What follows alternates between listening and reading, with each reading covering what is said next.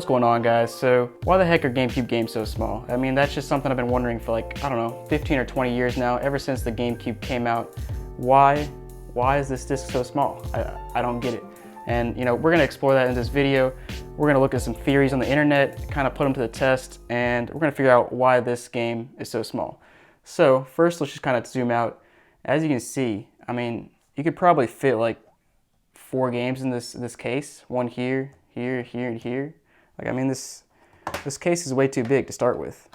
So, I mean, if they're gonna make a game this small, why not at least cut down on the space used in the case? I mean, to be honest, they could have just put this game in a 3DS case. It actually would have fit perfect. I mean, let's just take this disc and kind of compare it to a few other disc sizes. So, first of all, let's go old school. So, a Game Boy game, Game Boy Color. The Game Boy Color game is basically the same size as the disc. I mean, not that really matters that much, but I thought that was interesting. We got Nintendo 64. GameCube game is a little bit more compact. Not that really matters either. And here's just another Nintendo DS case. And like I just said, I think the GameCube game could have fit perfectly in here. I mean, look at that. Perfect fit. Sits right in the middle right there.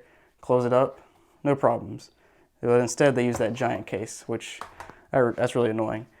Same thing I just showed you here. And then here's the real comparison. The Wii games. I mean, the Wii came out right after the GameCube, and look, it's like double in size. Look how much more surface area there is. I don't understand why they did not just use a regular DVD or whatever format they wanted to and make it a regular sized game. They just had to go small, didn't they? And even here we got the Wii U, which should be about the same size as the Wii. And again, the GameCube game is like half the size, and you know, I just don't get it. So let's go ahead and explore some theories that I found online. And I'm going to tell you why I think most of these theories are just kind of dumb. They don't make sense, and they're just, you know, I don't understand them. So first of all, this one right here. You know, maybe this is a joke, maybe it's not, I don't know. But people say that they made them small because they don't fit in the GameCube. But okay, first of all, let's take a look at the GameCube right here. So there's a couple reasons why I'm not buying this. So if you go ahead and open it up, I'll show you putting a GameCube disc in. Yeah, it fits fine, sure. But let's take a look at a regular size disc.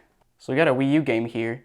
And it's going to be kind of hard to show you guys, but to be honest, that thing almost fits. I mean, you can't tell me there's any kind of electronic components in these edges that they could not have trimmed out and made a larger disc fit.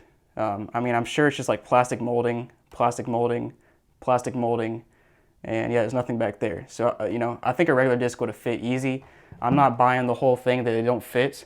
And to be honest, if they really wanted to, they could have just made the console a little bit bigger, which, you know, that comes with a cost, but I'm still not buying the whole it doesn't fit in there because they could have easily trimmed out some of the fat on the sides. So that whole theory might be a joke, I don't know, but I'm not buying it. So the second reason I'm seeing is that the GameCube didn't need as much storage space on the disc compared to PS2, Xbox, that sort of thing.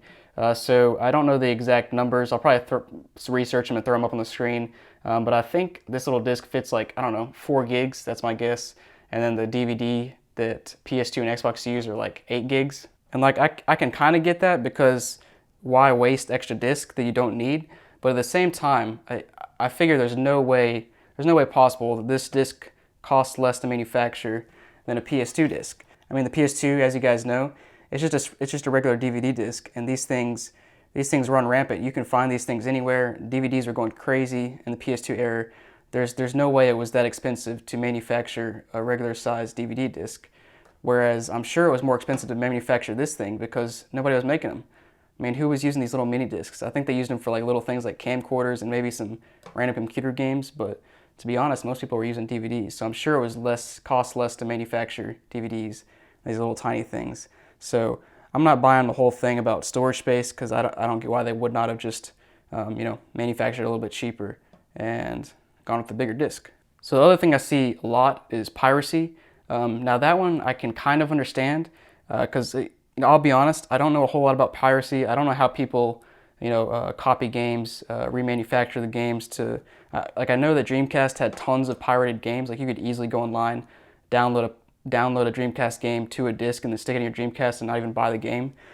So people are saying that somehow this little mini disc prevented that. You know, I feel like that would be more of a software type of thing that was a limiting factor rather than the disc size, unless there's something special about the physical makeup of the disc. I mean, this disc fits in a regular DVD slot, so I don't see why you couldn't just stick it in and copy a disk like you usually do. But again, I don't know too much about piracy, so that could be a legitimate concern, and it probably is because that's what I've seen a lot online. Now the next one I've seen is that load times are faster because the disk is smaller and it takes a less amount of time for the laser to get up to the outside of the disk. And now I can buy this one. This one's legit. I mean, it's gonna be hard for you guys to see, but the laser is back there, and it only has to move back and forth like an inch or two because the disk is so small. I mean, to get from the inside to the outside of this disk is like no time at all because it's so small. So to be honest, I could buy that. But at the same time, were these guys in the GameCube, PS2, Xbox era, were they really competing for load times? Loading times were already so short back then that I'm not completely buying that this small disk was 100% to make the games load faster. It's probably a difference of like 5 seconds to load a screen on this versus 10 seconds on the PS2. I mean, who really cares? Another reason I've seen is that the GameCube game is more durable than like a large game, like a PS2. And I can kind of buy that. Like if I just try to flex it a little bit, it's not very easy to flex the GameCube game as it is pretty easy to flex the PS2 game. But to be honest, how many times are you gonna be flexing the disc, stepping on the disc? I mean, if you step on a disc, it's breaking either way. So, I can see that it is a little bit more durable, but I'm not buying the reason that they made it smaller because it's more durable. Now, the final reason that I've seen for GameCube games to be small, and I think this is 100% the reason Nintendo did it, and that's just to be different. So let me just show you guys real quick, just a history of how Nintendo likes to be different. So first of all, here's a PS2 controller. I mean, that's a pretty normal looking controller, right? Most controllers over the years have like a D-pad of some sort, maybe an analog stick and some random buttons on the front and on the back. It's just, you hold it with two hands. That's just how a game controller is. That's how it's always going to be. That's how the best controllers always are. But then you have Nintendo over here. They come up with this stuff like the Wii. Like, what is this? I mean, it made sense for what they're making, but Nintendo just had to be different. They have this controller. They got these consoles that have two screens. I mean, who thinks of this? 2 screens? I mean, it's so random. It's cool, but not like, don't get me wrong, it's pretty cool, but Nintendo just loves to be different. I mean, they got these little tiny game cartridges too. And nobody else had stuff like this. It's just in Nintendo's DNA to do weird stuff, to be different. I get it, and I 100% think that is why these game discs are so small. I still think it's kind of dumb, but I get it. They want to be different. They make them small, and that's that.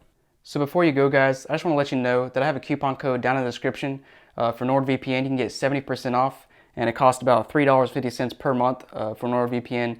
Basically, they're a VPN service that helps keep your data safe. So if you're like in a public place like the airport, Panera Bread, McDonald's, and using their Wi-Fi, there's a good chance that somebody's going to try to spy on you. Somebody's going to try to steal your data.